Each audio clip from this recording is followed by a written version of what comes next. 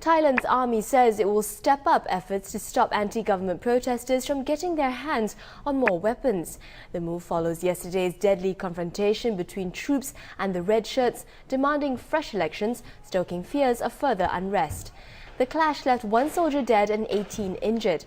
The army said the soldier was accidentally killed by friendly fire. It also says it seized several grenades from the protesters during the clash. Security authorities have also ordered Bangkok police to close all roads leading to the Red Shirts rally site. The move is to increase the pressure on the anti-government group. It's also seen as a prelude to an eventual crackdown. The Ratchaprasong intersection is in the commercial hub of the city. Local media say the order is to block the movement of Red Shirt supporters. Meanwhile, patients at the Chulalongkorn Hospital in the business district of Silom are being evacuated in case violence breaks out. The Bangkok Post reports that the hospital will also suspend most of its services. A hospital source says hundreds of red shirt protesters rest in the hospital grounds each day, and they have refused to move from the area opposite the emergency unit, putting patients at risk. For the latest on the Thai situation, let's turn to our Indochina Bureau Chief, Anasuya Sanyal, who is in Bangkok. Now, Anasuya, the red shirts aren't the only ones holding rallies. Members of the pro-government People's Alliance for Democracy, or Yellow Shirts, have gathered outside a military base. So what do you think is behind their move there?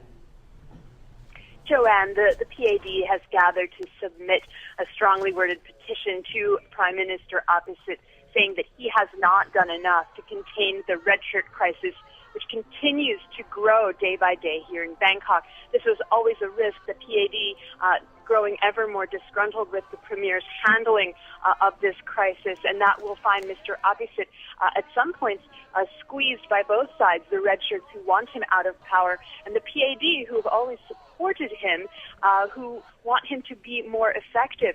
But Mr. Abhisit hasn't wavered from his stance of basically not ordering a crackdown on the protesters at Ratchaprasong, and the PAD may try to exert its influence a little bit more strongly than even a petition. Joanne?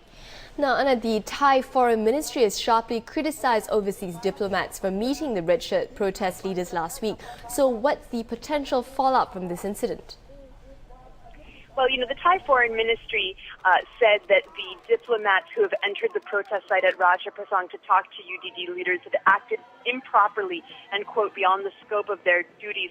They said that diplomats' action could be seen as endorsing UDD leaders who are, of course, in violation of Thai law. In terms of a potential fallout, Thailand has enough problems on its hands without resorting to diplomatic means of denouncing ambassadors who are on their soil. But certainly it speaks to the government wanting to control the message, wanting to limit contact with the red shirt leaders who, grow increasingly more vociferous and are able to basically give their message unfiltered to the diplomatic corps. Joanne? Another factor, the Thai local media seem to be getting more critical of Prime Minister Abhisit Vejjajiva with his handling of the situation. So is this a sign that the Bangkok elite who control the media in the city are beginning to abandon him? Not necessarily, although the more and more you talk to people in Bangkok, even supporters of Mr. Abhisit are growing extremely impatient. And that's because of the many inconveniences now that are piling up after having this chunk of downtown Bangkok essentially turned into a protest site for weeks on end. People here want to support Mr. Abhisit, but day after day in the media, it seems like he isn't doing anything to bring about the crisis. He keeps talking about finding a political solution to a political problem, but there seems to be no political solution in the works. There's nothing in the parliament right now. There are no negotiations going on. We're essentially at a standstill, but it's a dangerous standstill. Joanne? And something of last resort, when was the last time King Bhumibol intervened to resolve the political crisis, and do you think he'll do it again?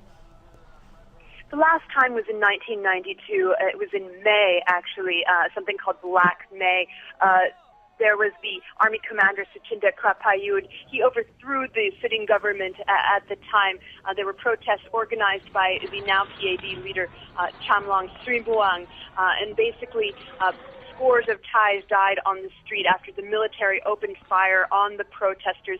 The king summoned both of these leaders, chastised them, ordered them to get along for the good of the country. Unfortunately, no one in the royal family has appealed to the Thai public at large to remain calm, as they did back in 1992. The king has been hospitalized for the last 5 or 6 months. He did talk to judges earlier this week, but he did not mention the political crisis at all in any sort of specifics. So hopes are remote at this point that he can do what he did in 1992. Joanne? Thanks, Anasuya, for those insights and updates. That was Anasuya Sanyal reporting there from the tense situation in Bangkok.